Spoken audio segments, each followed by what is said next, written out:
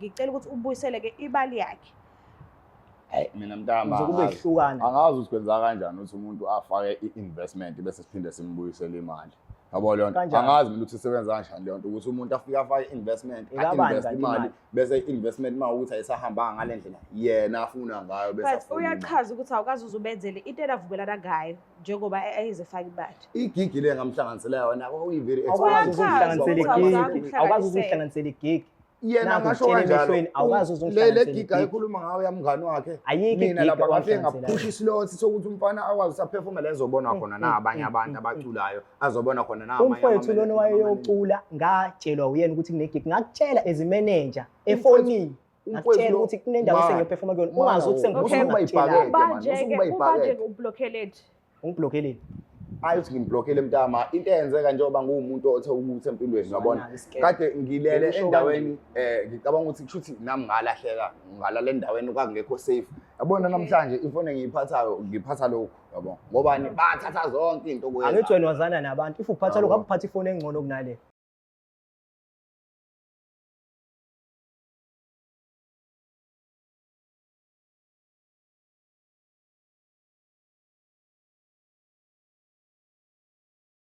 Ngilibingelela nakho ababukeli beBlack Life TV uhlelo esilibiza ngokuthi Enough is Enough. Igama lami Gustufuza Dlangamandla Zulu. So-ke sivakashela ubhuti namhlanje angazi ukuthi yini lembeka la ekhaya namhlanje kodwa uzochazela. Sabona kunjani? Ngiyaphila njani?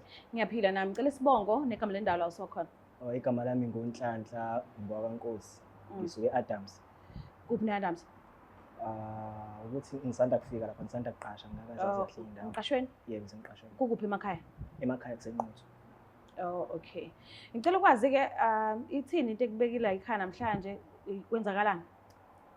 Nginenkinga la into engibeke namhlanje la ekhaya ukuzochaza udaba lami. Into engasangiphathi kahle emoyeni. Yes. Ngomuntu owangifica ngiperform eAdams College. There was an event there so wafika wangi-approacha wangitshela ukuthi uzongiblow uphisa ngilethe imali engaka. Manje kuzobe namhlanje uyangicross uyangibaleka ngazi sengiphinde kwenzeke lutho empilweni yami. Wafuna imali engakanani? Waqala wathi ngilethe 5,000 rand. Ngamnika wabaleka ngamfonela engakayiblock inamba yami. Ngamfonela wangiphendula wathi ngilethe 2,000 rand kube 7,000 ukuze into yami izolunga kahle ngiblow up ngazi because I'm doing music. Okay. Kuzokube namhlanje uyangibalekela. Asatholakala sihambe. Asatholakala. Mhlambe lo muntu lo bawuthola uthe uspecialize kade like uthi wathi yena kumina wazana nabantu abaningi no connection ngablow up within 2 months. Okay. Because the time engiqeda perform stage wangibizela eceleni yabo because nami ngisase upcoming artist ngisafuna ukwaziwa abantu like ngithola ulwazi ku-music ukuthi yabo ikanjani into so wangibizela eceleni wangitshela ukuthi hawu mawufuna ukuphumelela yenza kanje kanje yabone ukumthemba umuntu because lento uyayibona ukuthi uyayazi indlela akhuluma ngayo noma engikhombisa izithombe zabo usho namanye ama-artist uyabona ukuthi lo muntu uhlala nama-artist ngablow up la ngaba right nempilweni. Yena akaculi bangitshela ukuthi ngaba imanager yami ngilethele lezo zinto ukuze umculo wami akwazi ukungifakela wona online ngaziwa abantu kube right nje yonke into empilweni. Wena womanager uba ngaleso sikhathi? Ngaleso sikhathi bengakabi nayo imanager mina njengoba ngisho nje ukuthi ngisase upcoming artist. Okay. Yenzeke nini lento le? Last year February. Oh okay. Last year February. So wabsendela kwi-account yakhe personal noma mhlawumbe wamnikeza esandleni? Ngamnikeza esandleni nje yonke iphelele. Ghost. Okay. Kulungile ke ithi vele ngimlande because simtholile aqabanga ukuza kodwa akazi ukuthi simbizileti. So ngicela uvele ngimlande sikhulumisane. Yeah, ayikho inkinga. Ngicela usebenzele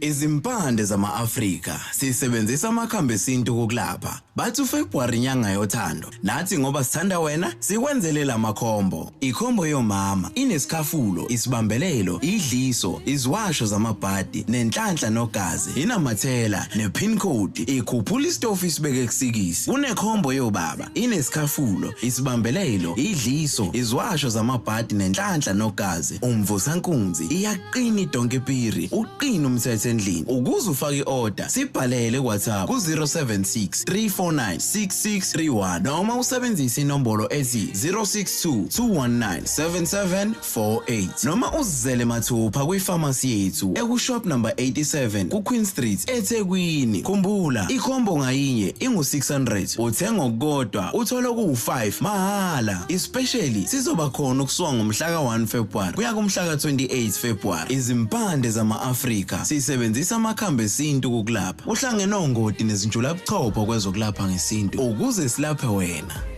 Phinde silabukele futhi babukeli bayo iBlack Life TV kuhlelo esibiza ngokuthi Enough is Enough. So-ke ufowethu uvumile ukuthi abe nathi and ngiyathemba ukuthi singase sikwazi ukuxoxisana siphume la sese-right, but angazi sike sibone nje ukuthi kuzohamba kanjani. Sabona njani? Yebo, sesenjani? Ngiyaphila wena? Hayi, nami ngicela ukwazi isibongo nala usuwakhona. Ungcobo isibongo, ngi-based, ngihlala kahle kahle la ngihlala khona eMorning Side lapha ku-Roberts Road. Morning Side. Kodwa Isekhaya noma uqashile? Aqashile. Ngokusuka ngisuka ngalawa noMomo. NoMomo. Alright. Uyabazi ubhuti ehleli naye? Awu ufana lo ngiyamazi. Bazelaphi? Bazi kanjani? Kuke kwathi ngonyaka odlule nami ngihambe ngi-scout nje ama-artist. Yabo, ngaya ngala ngase Adams College kade kune-gig kade kuperforma abafana abancane lapha lemculo le. Mfana lo ngafika lapha ubeshaya lezi ngoma lezi mapiano. Okay. Ngiyambona ukuthi italent elikhona because lento yala mapiano iningi egoli. So ngithi kumfana wena woza la kumina fake ko connection mina ngikumanage ngikwazi senabantu because mina vele clientele nginayo and lento singiyenzile for isikhathi eside yabona. Okay. Savumelana ukuthi hayi sizosebenzisana. Sasebenzisana ke kusukela lapho kwawukuthi ke kushuthi umfana ubona ngathi izinto ziyadonsa zihambe ngepace yakhe. Oh, okay. Mhlambe ngabe lokho ubuthembisa uzobenzela kona into yenzayo vele.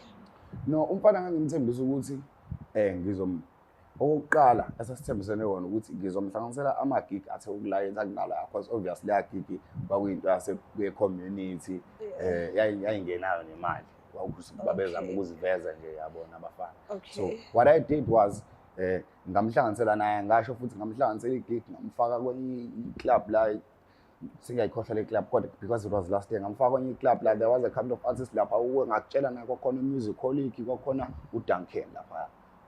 Ngamfaka umfana waperforma lapha kwangathi izinto zihamba kahle. Ngamtshela ngathi kushoda lapha nalapha izinto ezincane kuzofuna kube khona i-funding ayifakayo ukuze sikwazi ukuthi kwezinye indawo kube lula ukuthi singene yabona. Yeah, ngase ngimphushela ke lapho. Oh, okay. Usuke wabsiza kawodwa. Kwawukuthi ke savinjwa ukuthi umculo wakhe ngangithe futhi ngizomsiza a-register ko-Audiomack nako-Spotify yabo ukuthi umculo wakhe ukwazi ukuthi udownloade udayiseke. Mase ngimregister umfana only to find out ukuthi kwayena umfana akaregistiwe kuSAMRO, so sekumele siqale phansi manje sipushe lento kumregister kaSAMRO. Kwase kuqala lapho kuba i-hassle uyabona. Oh, okay. Ubhalile kuhlelo elithi Enough is Enough akekho right indlela izinto ezenzeka ngayo ngokuchaza kwakhe. So ngicela nje umlalele uze ukuthi yena uhlele kuliphi i-page ukuthi u-understand kazi ukuthi manje kwenzakalani esayidini lakho. So ngicela umlalele ubuze ukuthi uthini. Okokuqala ngokugcina mina wawune-rasta wena ekhanda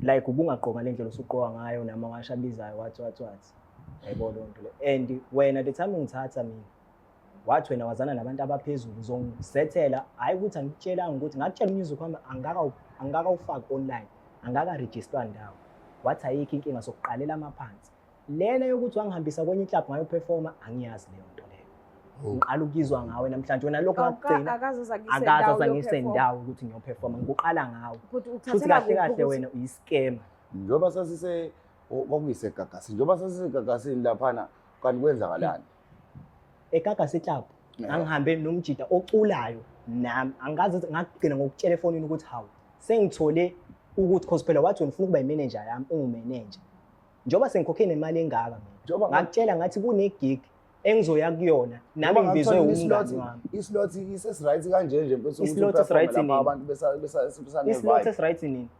Uyabona ke indaba ama upcoming artists. Uyabona indaba ama I am upcoming an artists. upcoming artist. Uthi islot sadid.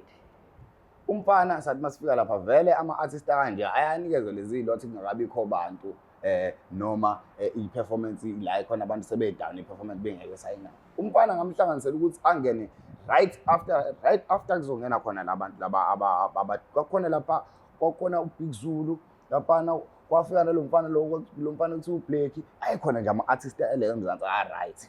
Uthi yena wagcina That was June last year. May last year. Sihlanganisa igig yokuperforma ukuthi awuperforme eGagasimba. Futhi waya lapho. Kwazi ukuthi on my side. On my side ngakutshela as a manager, ngamtshela as my manager ukuthi sengicele umngani wami usethe kunegig evelayo angihambe naye. Ngakutshela as a manager wathi wena uqhelile. Kanti ngikugcina ukukunika imali yami nesandleni tusandla. Workshop wathi wena uzongihambisa koTira. Uveza izithombe zabushuthe nabo. Namhlanje kuze kube namhlanje ngihambisile mina.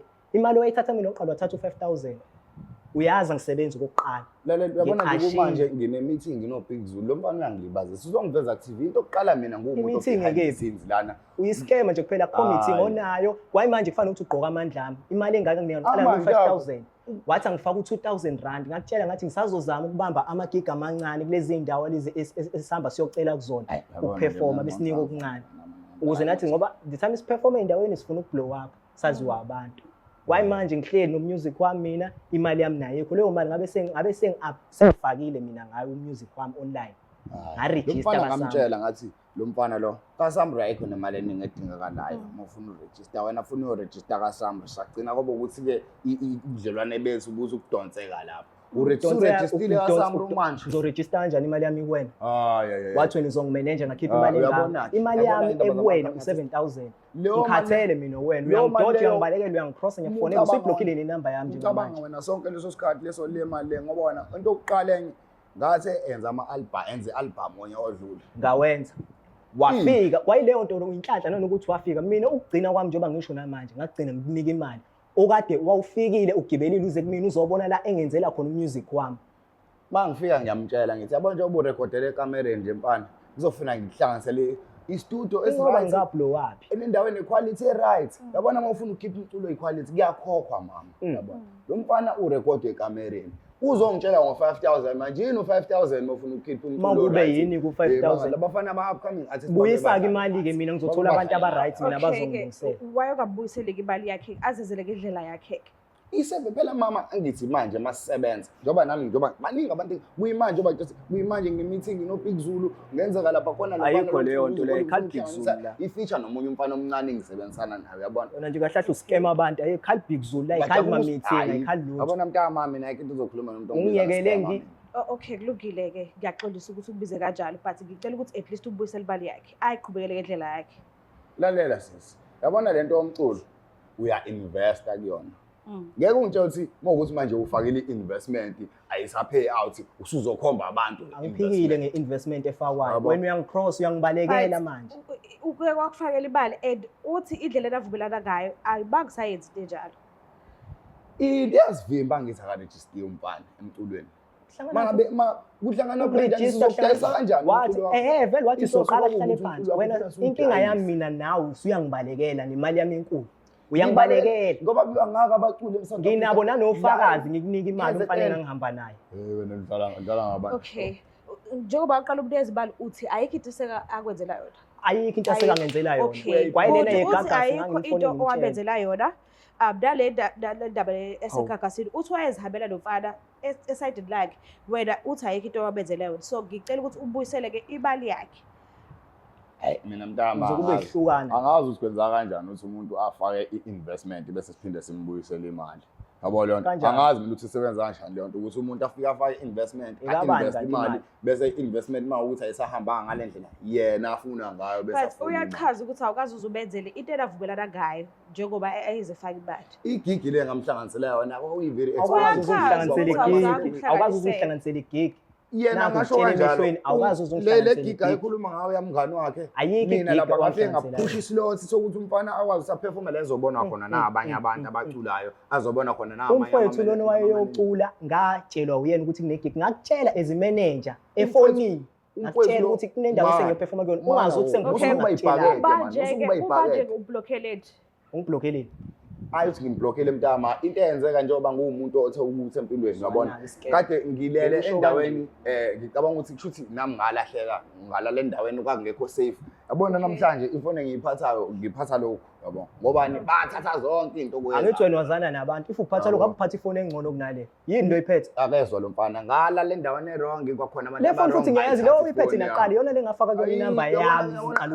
ukubona bese uzothi nenye ifone uyayibona ukuthi iscammer esinamanga futhi ngicela imali yami ke mina ukuze kube uqala mina mntwana ngumuntu angisebenzi mina ngaphambi kwecamera mina njengoba namhlanje ngizithola ngiphambi kwecamera nje mina ngumuntu behind the scenes ngisebenza ngoba ubalekela ukuthi ngoba uyiscam namhlanje ufuna ubonwe ukuthi uyiscam nabanye abantu baningi abantu esengisebenzisana nabo uthotela thina ama-upcoming artists kanje community engizoyikhuluma nomuntu mina ophinde mina angikhombe mina athi mina angaze ngikhombe yazi ngendlela engihlonipha ngayo sengithule from March last year but ngiyacela ke akuphiki ukuthi uphilisana nabantu abasebagqabini and akuphiki ukuthi uright but ngithi mina ngicela ukuthi ubuyisele imali yakhe and le video le bekwenzeka ukuthi iyaphuma kwakhona umuntu kwi-comment section ozothi usekowayenza lento le before kuyena njengoba uwenze kanje kubhuti sizokulanda bhuti wami and ngeke uzokwendana mina ngithi ngicela ubuyisele imali asisho khona ukuthi namhlanje ngenze ukuthi ayikho namhlanje kulungile but ngicela ukuthi ubuyisele imali yakhe azenzele ngendlela yakhe azothola ukuthi uzoqhubeka kanjani ngayo cha lento yomculi lula because vele mina njengoba kunamhlanje kunamagiga amahle kabi kule weekend umfana ukuthi khona osekuready negama lakhe seliregistiwe sesingamfaka manje khuluma ayikho leyo nto leyo wena iscam uyahamba ukushutha namacela ufike ucele ukushutha nama-artist bese uyabuya uzodlala ngathi thina esingazi ku-music industry yabheda lento yenzayo i-wrong futhi ucela imali yami ukuze wangifonela wathi mina ngiziba ifoni ngamtshela ngathi kulungile ngoba uthi ngiziba ifoni yazenze njani kule weekend esiza kuyona kunamagiga aqondile wathi uzofika balala labafana laba bama ibelethi upcoming artist ayikho into engayilala Ngobo umuntu bawublockile efonini ngisho kuthiwa ifoni uyayilahla today yalahleka awusenayo inamba yakhe kodwa yena bezama ukukufonela ayikho into esuke izokuvimba ukuthi akaxhumane nawe beke ukuthi awublockha yawona inamba bengisebenzisa ngonyaka odlule sekuyenye inamba it was very unfortunate uyayibona ukuthi iqine kanjani sekuyenye inamba it was very unfortunate ukuthi yena ifoni yami izolahleka ngesikhathi ngisebenzisana naye akho foni ke yalahleka ukuvela uphatha le foni oyiphathayo ukuvela uphatha lo bhobho uloke ngikhomba la angikhombi bebe abaningi abantu osebenzisana nabo bowumuntu ophezulu I'm sure inamba yakho ubusuyifake ngisho naseyintweni ey'ningabo ubuzokwenza sure ukuthi wenza i-sim swap ubuyelwe inamba yakho abungeza uqala i-sim card entsha so ngithi mina ngicela ukuthi ubuyisele imali yakhe azenzele ngendlela yakhe simple kuphela ngeke sikuhlupheka lutho senzeni kanjani ngoba vele siyasebenza la mina engikubukayo ukuthi the only way yokuthi le mali yalomfana ukuthi ibuye because vele imali yomfana ufuna ukuyisebenzisela umculo ayikho imali eyocash engisengayikhipha mina ngikhiphele ukuthi senzonika umfana manje siyasebenza la angikhipha ngani mina ucash ukuthi ngikunikeze wathi ngizoblow up within 2 weeks wathi ngizoblow up kuphi la wawukephi wena in 2 weeks ne-registered name yakho hayibo wathi uzoza kumina ufuna lufe ne-registered wathi ngingakufoneli umuntu ofuna aphumelele la wathi ngingakufoneli kodwa mina wathi ngikubhenge wathi ngikufoneli akafuna ukuregister imina bengikhupha wangifonela wathi ngaphinde ngifonele wena uzosaphila eli-quality right ngoba bara Ngobo awuve ushutha nama-artist mhlambe uhambe imicimbi bese ucela ukushutha nawo basuthi wenza kanjani ngiyabuza nje umbuzo nje awuve wenza kanjalo na hayi mntama mina mntama lento engenza angiforce mntama abona into enziwa la mntama asiforce dadewethu siyayenza lento uthe uba igama lakho sisi wami siyayenza lento asiforce mfowethu abona ngakukhombisa namanje nazi izithombe la ngishutha yabona ngangihleli etafuleni notira la ethengela ukudla inqwaba lapha eRoyal yabona ngakukhombisa la uyabona yes ngiyayibona itop and nakho la wenza ikukhombisa la nakho ngihleli nalomntwana lo kuthiwa usimi khona lo mntwana kuthiwa usimi lo angala kaZulu ocula kamnandi la sasihleli naye la khona yes ngiyabona nakho Yabona? Ngiyabona but akazi noma wacelishisana naye na noma wenza kanjani. Hawu usho ukuthi ngicela ukushutha noTira ngoba sasingekudla etafuleni ngihlale phansi. Sasingekho. Ngiyacela mina ukuthi kube khona indlela ukuthi ungabuyisela kayi imali yakhe. Simple and straightforward. Yazi kanjani? Wavele sengine office manje.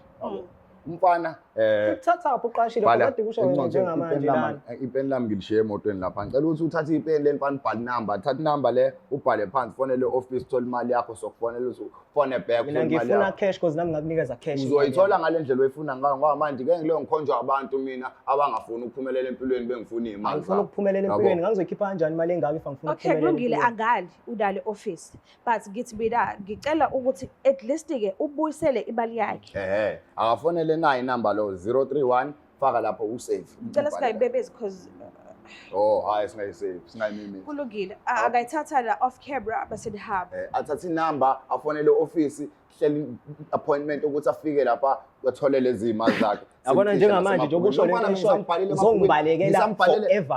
Kune year plan lapha sinama year plan lapha. Uzobona ukuthi usigebe kanjani mina ngigcina unerust usulungile manje. Usugaqile imali yami yonke le.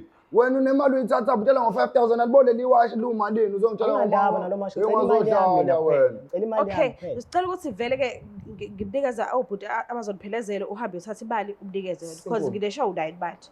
Hayi vele masifela lapha office usolenzela uhlelo lomfana ukuthi uthola imali yakhe back. Uzohamba donke. Yeah, so hamba naye vele ngithi nami ufike ngolwami ngeyami transport kuliya so hamba ngeyami transport mose kuthenga ngeyami ukuthi ufuna sihambe ngale yale ka so hamba ngayo mfowethu. Okay. Hamba fike lo mfana simnikeze imali 5,000 incane kabi. Akona 5,000 uphindwa edu 2000. Edu 2000 mina. Uyezwa 7. Uyakhohlwa ukuthi lo muntu wakhipha uyakhohlwa ukuthi lo muntu wakhipha ingoma ezisingile lo muntu lo engathi mangiyilalela iquality yayo yabheda ngitshela ukuthi ngikhiphe ngoma angazi ngikhiphe ngoma cela uyiveze njengamanje efonini akho ngoma engisengayikhipha mina wena ngathi wena ushaya kakhulu ngathi khipha album wenza njani akho album engayikhipha wathi wena angenze i-album wangikhipha wayigcina ungeze yona ukuthi Okay kulungile ngicela ukuthi basiphuma la ngihambisana abafana about 2 ngicela ukunikeza imali yakhe ngiyacela uzoyithola uzoyithola le ama-album wathi kanjena uzoyithola ngiyacela iphelele u-7,000 khathele ukhuluma manje.